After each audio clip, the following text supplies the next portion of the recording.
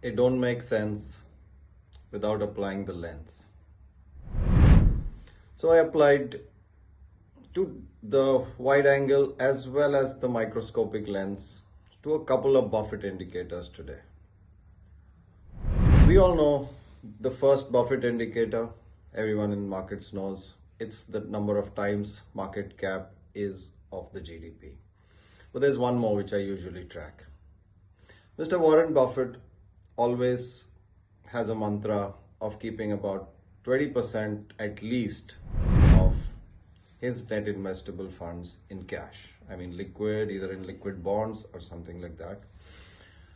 The man in his 60 years of investing has seen so many crashes and opportunities which are so juicy that you can enjoy them only if you have liquid money, which we call dry powder, available. Now, when I juxtapose that with a few Indian mutual funds, which I studied their schemes, a number of them, very famous names, very famous fund managers running them, have next to nothing in liquid cash. Why? I mean, crashes happen. If you have spent enough time, you've passed up some opportunities for not having funds at the right time.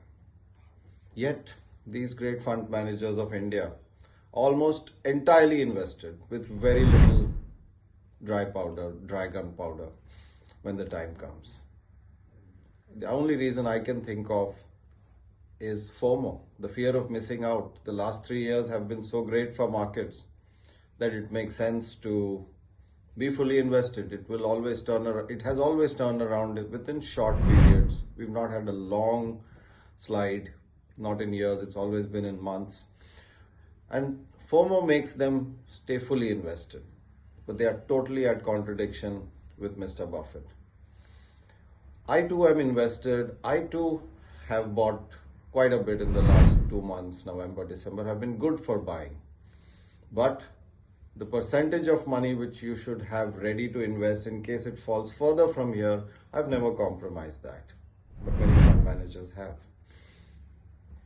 I think they are, if you compare with the first Buffett indicator, India's market cap on the whole at a macro level is high.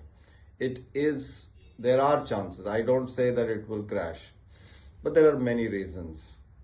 FII outflow has been negated only by strong inflows from SIPs to mutual funds.